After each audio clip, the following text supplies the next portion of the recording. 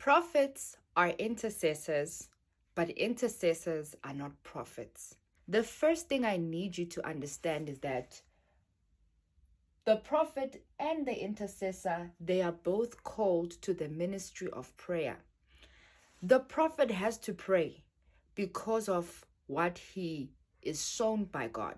So he has to pray and avert those things or to plead for mercy. So the prophet has to pray. But the intercessor prays because they must stand in the gap. So both of them, they are called to the ministry of prayer.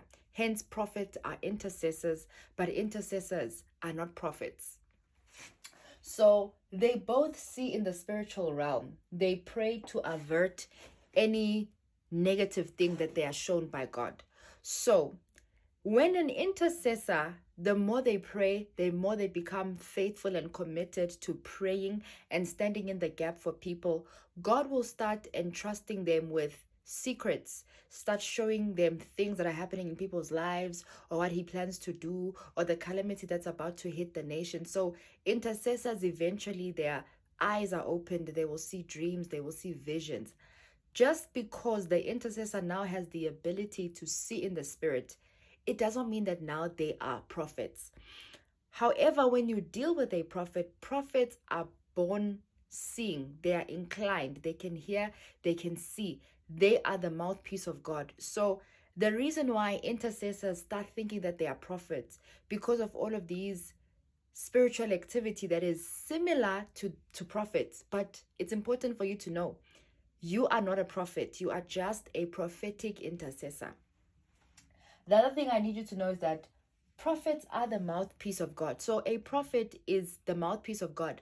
The prophet speaks whatever that God says to the people.